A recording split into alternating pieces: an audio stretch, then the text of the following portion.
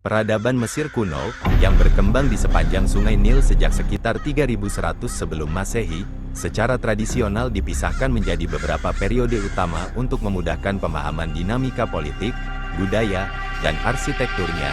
Periodisasi ini mencakup zaman pradinasti, kerajaan lama, periode menengah pertama, kerajaan tengah, periode menengah kedua, serta kerajaan baru, yang masing-masing ditandai oleh fluktuasi kekuasaan Firaun, pembangunan monumen megah seperti piramida, dan tantangan eksternal.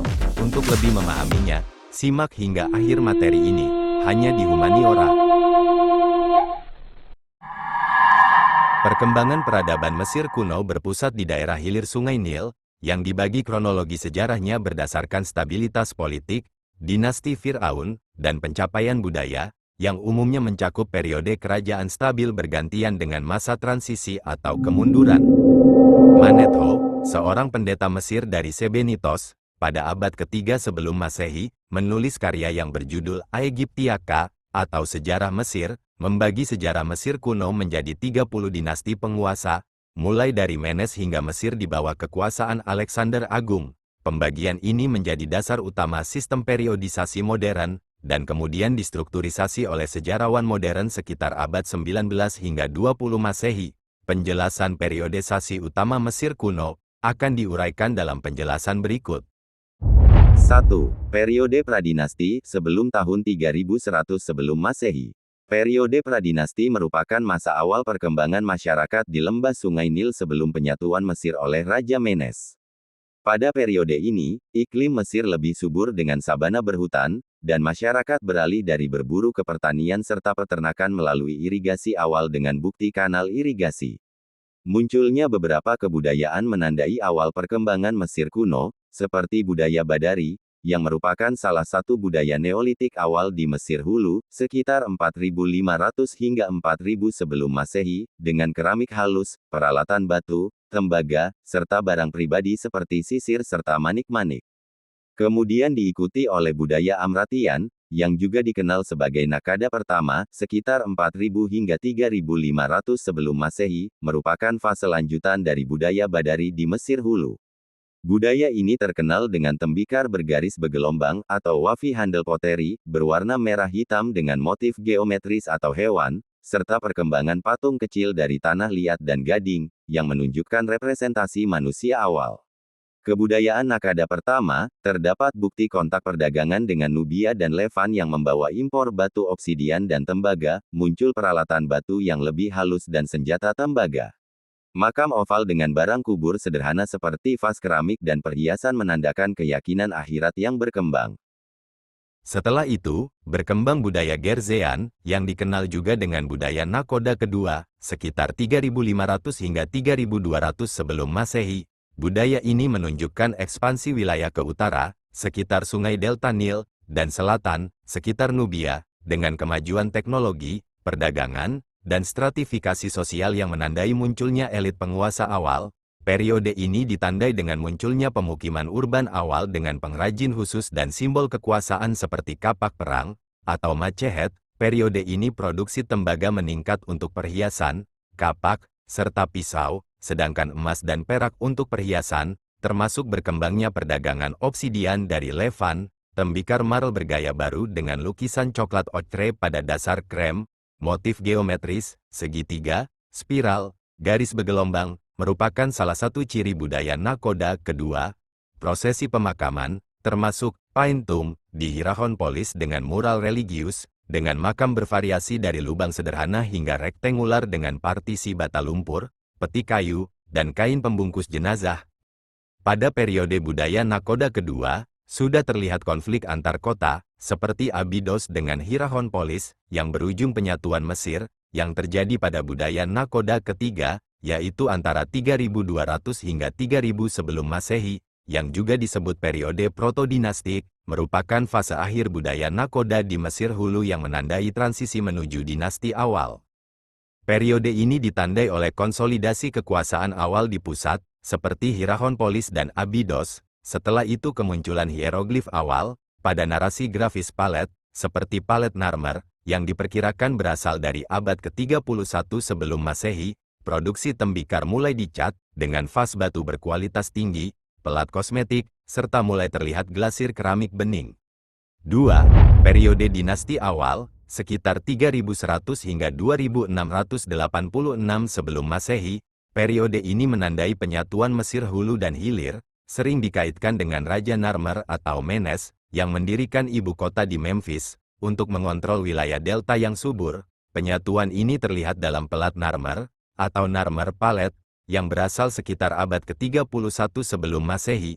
Pelat ini ditemukan oleh arkeolog Inggris bernama James E. Quibble dan Frederick W. Green di kuil Horus di Hierakonpolis pada tahun 1894. Ahli sejarah Mesir, Bob Brier dan Ahoit Hobbs menyebut Palet Narmer sebagai catatan sejarah Mesir tertua. Pelat Narmer memberikan salah satu penggambaran Raja Mesir paling awal yang diketahui. Di satu sisi, Raja digambarkan dengan mahkota putih berbentuk bulat dari Mesir Hulu, di bagian selatan, dan sisi lainnya menggambarkan Raja mengenakan mahkota merah datar dari Mesir Hilir, di bagian utara, yang juga menjadikannya contoh paling awal yang diketahui dari seorang raja yang mengenakan kedua jenis penutup kepala tersebut. Secara administrasi, periode ini memunculkan birokrasi nasional dengan wazir sebagai perdana menteri, gubernur daerah yang dikenal dengan sebutan nomarch. Sistem penulisan hieroglif mulai berkembang, dengan bukti untuk catatan pajak dan perdagangan. Selain itu, periode ini meninggalkan pemakaman mastaba, yang berbentuk persegi panjang dengan atap datar dan sisi miring, dibangun menggunakan batu bata lumpur atau batu, merupakan cikal bakal piramida, seperti di Saqqara yaitu piramida Djoser, atau piramida berundak, dan Abydos, khususnya piramida Ahmus. 3. Periode Kerajaan Lama, 2686 hingga 2181 sebelum Masehi. Merupakan era keemasan Mesir kuno yang mencakup dinasti ketiga hingga keenam, ditandai dengan pertumbuhan ekonomi yang pesat, berbasis pertanian dan perdagangan, serta munculnya kelas juru tulis dan pejabat terdidik. Pemerintahan terpusat yang kuat di Memphis, serta stabilitas politik, di mana Firaun memerintah sebagai raja absolut dan inkarnasi Dewa Horus. Sistem nome atau provinsi, yang diperkuat di bawah pengawasan wazir, atau pejabat tinggi administrasi, pembantu raja, dengan pajak dan tenaga kerja yang terorganisir untuk proyek negara. Periode ini juga mengalami kemajuan arsitektur luar biasa, dan dikenal dengan zaman piramida, terlihat dari pembangunan piramida bertingkat pertama yaitu piramida Djoser pada dinasti ketiga, dan piramida sejati di Giza oleh Firaun dinasti keempat yaitu Firaun Khufu, yang berkuasa hingga sekitar 2566 sebelum Masehi, Firaun Khafre, yang berkuasa sekitar 2520, hingga 2494 sebelum Masehi, dan Firaun Menkaure, sekitar 2490 hingga 2472 sebelum Masehi. Sayangnya, pada dinasti ke-6, setelah meninggalnya Firaun Pepi kedua Neferkare, sekitar 2284 hingga 2214 sebelum Masehi, yang berpusat di Memphis, Mesir mengalami kemunduran, ditandai dengan meningkatnya kekuatan penguasa daerah, yaitu nomad, krisis ekonomi, dan kekeringan parah yang memicu periode menengah pertama. 4. Periode menengah pertama, sekitar 2181 hingga 2055 sebelum Masehi. Konsep periode menengah pertama dicetuskan pada tahun 1926 oleh para ahli Mesir kuno, di antaranya George Steindorf dan Henry Frankfurt. Masa transisi ditandai perpecahan politik antara dinasti ke-7 hingga ke-11 awal. Periode menengah pertama ini digambarkan sebagai periode gelap dalam sejarah Mesir kuno. Sangat sedikit bukti monumental yang tersisa dari periode ini, terutama dari awal era tersebut. Periode menengah pertama adalah masa yang dinamis di mana kekuasaan Mesir kurang lebih terbagi rata antara dua basis kekuasaan yang bersaing.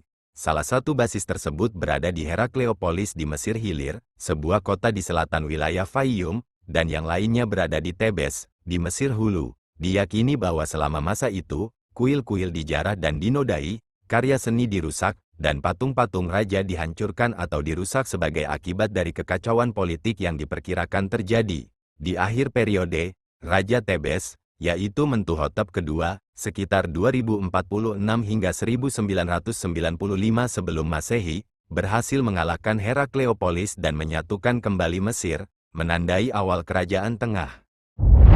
5. Periode Kerajaan Pertengahan, sekitar 2055 hingga 1650 sebelum Masehi. Periode ini dimulai dengan kemenangan Mentuhotep kedua yang berkuasa sekitar 2046 hingga 1995 sebelum Masehi, terhadap penguasa Tebes, yang mengakhiri perpecahan politik. Dinasti ke-12 yang berkuasa sekitar 1985 hingga 1795 sebelum Masehi, dianggap sebagai puncak, di mana para firaun seperti Amenemhat pertama, yang berkuasa sekitar 1991 hingga 1962 sebelum Masehi, memindahkan ibu kota ke wilayah Fayum untuk mengelola pertanian secara lebih efektif. Firaun melakukan kampanye militer ke Nubia untuk emas dan ke wilayah Levan, sekitar Suriah Palestina, untuk perdagangan. Kerajaan Pertengahan sering disebut sebagai zaman klasik sastra Mesir. Seni patung dan arsitektur piramida, terbuat dari bata lumpur, kembali berkembang, meskipun tidak semegah masa sebelumnya.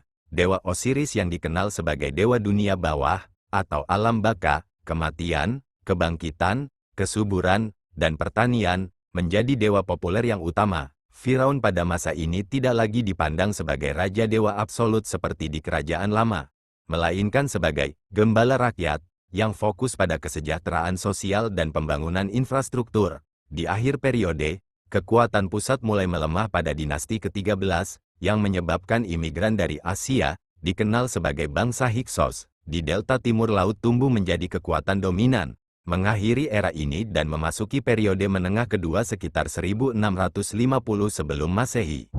6. Periode menengah kedua, sekitar tahun 1650 sampai tahun 1550 sebelum Masehi. Periode ini menandai suatu masa ketika Mesir kuno terbagi menjadi dinasti-dinasti yang lebih kecil untuk kedua kalinya, antara akhir Kerajaan Tengah dan awal Kerajaan Baru. Periode ini paling dikenal sebagai periode ketika bangsa Hyksos dari Asia Barat mendirikan dinasti ke-15 dan memerintah dari Avaris, yang terletak di lokasi modern Tel El Dapa di wilayah timur laut Delta Nil. Menurut Aegyptiaka karya Manetho, dinasti ini didirikan oleh seorang raja bernama Salitis, yang berkuasa sekitar 1659 sebelum Masehi, dan kemungkinan berasal dari Semit Barat, Levan. Periode Hyksos menandai periode pertama di mana penguasa asing memerintah Mesir. Mereka mempraktikkan banyak kebiasaan Levan atau Kanaan di samping kebiasaan Mesir, dan dianggap telah memperkenalkan beberapa inovasi teknologi ke Mesir, seperti kuda dan kereta perang, serta hopes, pedang sabit, dan busur komposit. Walaupun teori ini masih diperdebatkan, bangsa Hyksos tidak menguasai seluruh Mesir. Mereka hidup berdampingan dengan dinasti ke-16 dan ke-17, yang berpusat di Tebes. Peperangan antara bangsa Hyksos dan Firaun dinasti ke-17 pada akhir masa pemerintahannya akhirnya berujung pada kekalahan bangsa Hyksos oleh Ahmus pertama, yang mendirikan dinasti ke-18 Mesir, yang berkuasa antara tahun 1570 sampai tahun 1514 sebelum Masehi. Raja pertama dinasti ke-18, Ahmose pertama ini, menyelesaikan pengusiran Hyksos dari Mesir dan mengkonsolidasikan kekuasaannya atas negeri itu, menyatukan Mesir Hulu dan Mesir Hilir. 7. Periode Kerajaan Baru 1550 hingga 1069 sebelum Masehi. Periode ini merupakan era keemasan puncak kejayaan, kemakmuran, dan perluasan wilayah terbesar di Mesir kuno, mencakup dinasti ke-18 hingga ke-20. Kerajaan Mesir mencapai wilayah terluasnya, membentang dari Nubia di selatan hingga Suriah di utara, serta memperkuat pertahanan terhadap Levan. Pusat ibu kota berada di Tebes di Luxor sekarang, tempat dibangunnya kuil-kuil agung seperti kuil Karnak dan lembah para raja atau Valley of the Kings. Berikut beberapa Firaun terkenal pada periode ini, di antaranya adalah Firaun Ahmose pertama, sekitar 1550 hingga 1525 sebelum Masehi. Adalah Firaun pendiri dinasti ke-18 yang menyatukan kembali Mesir kuno, mengusir penjajah Hyksos, dan memulai periode kerajaan baru yang jaya. Sebagai putra Sekanenre Tao II dan saudara Kamose, ia merestorasi kekuasaan Tebes, memperluas wilayah ke Nubia dan Kanaan, serta membangun piramida kerajaan terakhir di Abydos. Firaun Hatshepsut sekitar 1508 hingga 1458 sebelum Masehi. Hatshepsut yang berarti perempuan bangsawan paling terkemuka, adalah Firaun kelima dari dinasti ke-18 di Mesir kuno. Para Egiptolog umumnya menganggap sebagai Firaun perempuan yang paling berhasil di Mesir, yang memerintah lebih lama daripada perempuan penguasa manapun dalam sebuah dinasti asli Mesir. Firaun Tutmose ketiga, sekitar 1479 hingga 1425 sebelum Masehi, adalah Firaun ke-6 dari dinasti ke-18 Mesir kuno, yang dikenal sebagai Napoleon Mesir karena kejeniusan militer dan penaklukannya yang memperluas wilayah Mesir hingga puncaknya. Ia memimpin setidaknya 17 kampanye militer dalam 20 tahun, menguasai wilayah Suriah, Palestina, dan Nubia. Firaun Akhenaten, berkuasa sekitar tahun 1353 sampai tahun 1334 sebelum Masehi, adalah seorang Firaun Mesir kuno, penguasa ke-10 dari dinasti ke-18. Sebelum tahun kelima pemerintahannya, ia dikenal sebagai Amenhotep keempat dan dihelenisasi sebagai Amenopis IV. Akhenaten terkenal karena meninggalkan politeisme tradisional Mesir dan memperkenalkan Atenisme, atau ibadah yang berpusat pada Aten, merupakan dewa matahari pada mitologi Mesir. Firaun Tutankhamun, berkuasa sekitar 1332 hingga 1323 sebelum Masehi, adalah Firaun ke-13 dari dinasti ke-18 Mesir kuno. Dia melembagakan pemulihan bentuk politeistik tradisional agama Mesir kuno, membatalkan pergeseran sebelumnya ke agama yang dikenal sebagai Atenisme. Masa pemerintahan Tutankhamun dianggap sebagai salah satu periode pemulihan terbesar dalam sejarah Mesir kuno. Pintu makamnya menyatakan dedikasinya pada konstruksi ilustratif dewa-dewa Mesir kuno. Tutankhamun adalah salah satu dari sedikit raja yang diketahui disembah sebagai dewa selama masa hidupnya. Dan dimungkinkan, yang memulai pembangunan makam kerajaan di lembah para raja dan kuil pemakaman yang menyertainya, dugaan ini dikarenakan keduanya belum selesai pada saat kematiannya. Firaun Ramses II, memerintah sekitar 1279 hingga 1213 sebelum Masehi, adalah salah satu Firaun paling berkuasa dari dinasti ke-19 Mesir kuno, sering dijuluki Ramses Agung. Memerintah selama 66 hingga 67 tahun. Ramses II terkenal karena kampanye militer, seperti pertempuran Kades sekitar 1275 sebelum Masehi, melawan bangsa Het di Suriah, dan menandatangani perjanjian damai pertama yang tercatat dalam sejarah dengan bangsa Het. Ramses II juga dikenal sebagai pemimpin yang memakmurkan Mesir dan meninggalkan warisan arsitektur terbesar dibanding Firaun lainnya. Ia memerintahkan untuk membangun ibu kota baru, yaitu Pi-Rameses.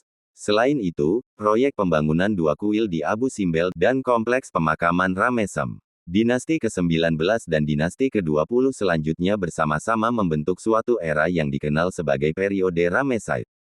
Dinasti ini didirikan oleh Wazir Rameses pertama antara 1292 hingga 1290 sebelum Masehi, yang dipilih oleh Firaun Horemheb sekitar 1319 hingga 1292 sebelum Masehi, yang merupakan Firaun terakhir dari dinasti ke-18 Mesir, untuk meneruskan tahtanya.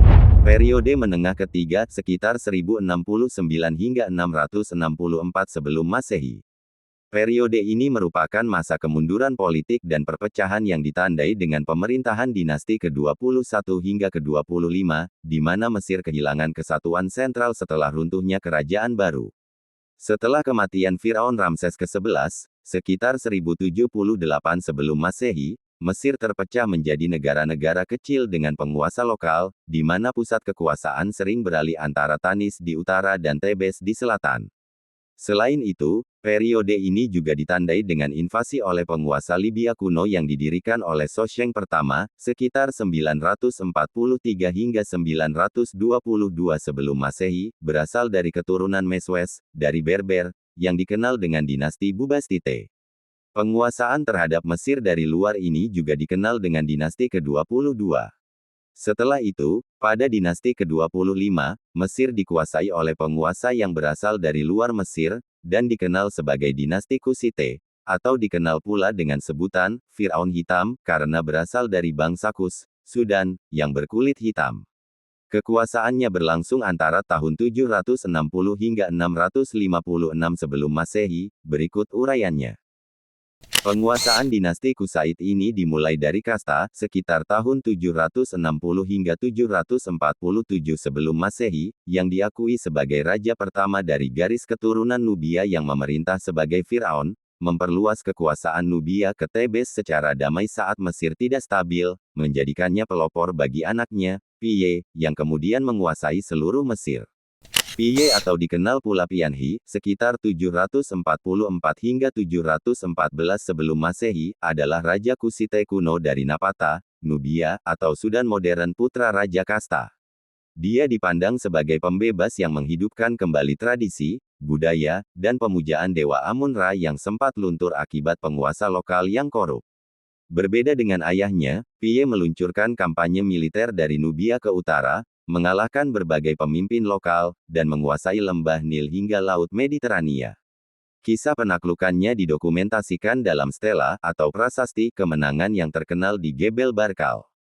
Sabaka, sekitar 705 hingga 690 sebelum Masehi, adalah Firaun ketiga dari dinasti ke-25 Mesir, yaitu dinasti Kus atau Nubia, saudara dari Piye, yang dikenal memulihkan tradisi kuno Mesir dan mendirikan ibu kota di Tebes. Masa pemerintahannya cenderung damai dan fokus pada pembangunan kembali kuil-kuil di seluruh Mesir hulu dan hilir. Dia terkenal karena memerintahkan pembuatan batu Sabaka, sebuah prasasti basal hitam yang melestarikan teks teologi penciptaan Memphis kuno.